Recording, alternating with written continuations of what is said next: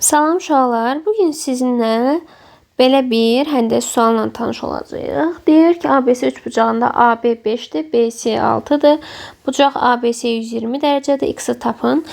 Bu sualın iki həlli var. Yəni iki üsulu var. Üsul 1, üsul 1 çox ağla gəlməyəndir, amma qısa üsuldur. Nə edirik? Burada görürəm ki, bir körbucaqlıdır. Yəni bucaqlarından biri 120 dərəcədir, 90 dərəcədən böyükdür. Körbucaqlıdır və mən körbucaqlı ilə bağlı çox misal işləməmişəm, fərz edək ki, nə edirəm? Burada mən bu qırıq-qırıq xəttlərlə bir dənə düzbucaqlı üçbucaq yaradıram. Əla, yaratdım. Bura 120 dərəcədirsə, ABC 120 dərəcədirsə, mən burada bir düz xətti uzatdım. Bu da olsun, bir T olsun. AT nədir? Açıq bucaqdır. Onun da dərəcə üssü 180-dir. 120-si varsa, bura nə olacaq? 180 çıx 20, yəni 60 dərəcə. Əla. Düz bucaqlı üçbucağı tamamladım. Bura olacaq 30 dərəcə. 30 dərəcəli bucaq qarşısında duran katet hipotenuzun yarısına bərabərdir. Hipotenuzumuz da 6'dır. Hardan bildim 6'dır? Hipotenuz nədir? Düz bucaqlı üçbucaqlı düz bucaq qarşısında duran tərəfdir. 30 dərəcə bucaq qarşısında duran katet hipotenuzun yarısına bərabərdir. Yəni 3'ə bərabərdir. 60 dərəcə bucaq qarşısında duran katet isə digər katetin kökdə 3 misinə bərabərdir. Əla. İndi uşaq bütöv mən nə aldım? Düz bucaqlı üçbucaq. Düz bucaqlı üçbucaqda tərəfimin biri x-dır, digəri 8-dir. Bu tərəf də oldu 3 kökdə 3. Mən burada Pifagor teoremi qura bilərəm də, əla. Gəlin quraq. Olacaq x-in kvadratı, hipotenuzun kvadratı. Baxın, bu böyük üçbucağın hipotenuzu x-dir. Hardan bildim? Düz bucaqlı qarşısındakı tərəf bizim hipotenuzumuzdur. Hipotenuzun kvadratı bərabərdir. Katetlərin kvadratlar cəmli və burada diqqətli olun. Bunun kateti 5 deyil. Bütöv düzbucaqlı üçbucağın kateti 5 deyil 3'dür. Yəni 5 deyil 3'ün. Bu bizim ümumi katetimiz. Bu katetin kvadratı üstəgəl digər katetin kvadratı cəmi. X kvadrat bərabərdir. 5 deyil 3 8 eləyir. 8'in kvadratı 64 eləyir. Üstəgəl 3'ün kvadratı 9. 9 3 27. X kvadrat bərabərdir 91'ə. X də bərabərdir. X-i tapmaq üçün hər iki tərəfi kvadrat kökü alıram. Kök altında 91. Bundan da işinə çıxmır, qaldı belə. X-i tapdıq. Mən dedim ki, bunun iki üsulu var. Üsul 1 budur. Bir də var üsul 2. Üsul 2 nədir? Üsul 2 bizim kosinuslar teoremimizdir. Kosinus teoremi. Kosinus teoremini ümumi şəkildə yadımıza salaq. Məsələn, belə bizə bir üçbucaq verilmişsə, bura tutalım ki, bir olsun alfa, bir bucaqdır, alfa bucağı. A, B, C. Əgər bizə iki tərəf və onlar arasında qalan bucaq veribsə, bu zaman biz kosinuslar teoremindən istifadə edib üçüncü tərəfi tapa bilərik. Kosinuslara görə deyir ki, bucaq qarşısında duran tərəfin kvadratı, yəni alfa bucağın qarşısında duran tərəf C-dir.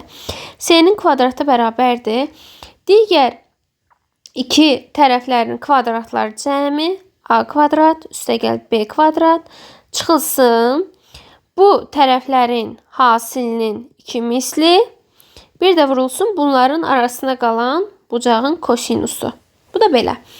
C kvadrat bərabər A kvadrat üstə B kvadrat çıx 2AB kosinus alfa. İndi uşaqlar mən bunu bu üçbucaq üçün istifadə edəcəm. Qısa olaraq yazdım ki, indi mənim üçbucağım belədir də uşaqlar. Baxın belədir.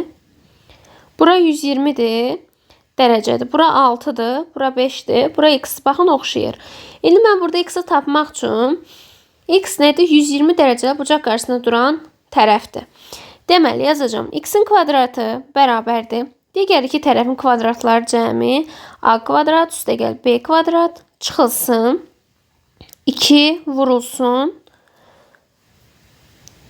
6 vur 5. Digər tərəflərin hasilinin 2 misli. Vururam hamısını. Bir də vurulsun kosinus alfa. Kosinus alfa da bu tərəflər arasında qalan bucağın kosinusudur. Kosinus 120 dərəcə. Əla.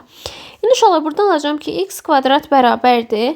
36 üstə gəl 25 çıxılsın. 6 vur 5 30, 30 vur 2 60. 60 vurulsun kosinus 120 dərəcə.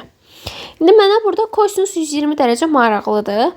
Kosinus 120 dərəcəni mən belə yazaram ki, çevirmə düsturundan istifadə edəcəm. Kosinus 120 dərəcənin yerinə yazıram 90 üstə gəl 30. 90 nədir? Pi bölü 2-dir də. Pi 180-dir. 180 bölü 2 90-dır. Yazaram ki, kosinus pi bölü 2 üstə gəl 30 dərəcə. Uşaqlar, çevirmə düsturunda nə edirik? Birinci sən baxmalısan ki, ad dəyişir yoxsa yox. Pi'nin məxrəcində 2 varsa, bu zaman ad dəyişəcək. Olacaq kosinus idi. Kosinusa oxşar ad nədir? Sinus.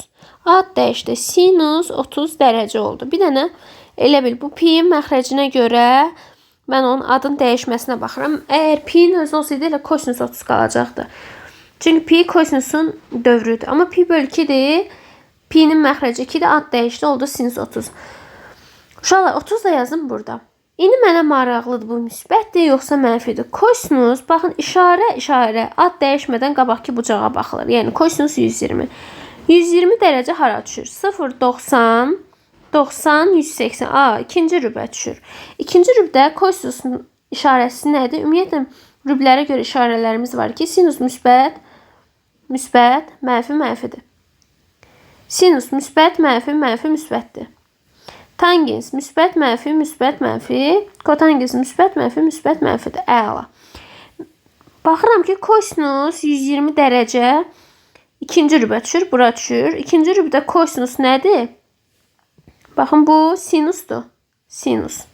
Bu kosinusdur. Bu tangensdir. Bu kotangensdir. Mənə kosinus lazımdır. Kosinus ikinci rübdə alır mənfi qiyməti. Deməli, burada bir mənfi qiymət də var. Kosinus 120'nin çünki qiyməti mənfidir. Uşaqlar, sinus 30 dərəcədə 2'də 1 alır. Əla. Bu mənfi də var. Oldu mənfi 2'də 1. Deməli, kosinus 120 dərəcə mənfi 2'də 1'dir. Bu cədvəldə də var.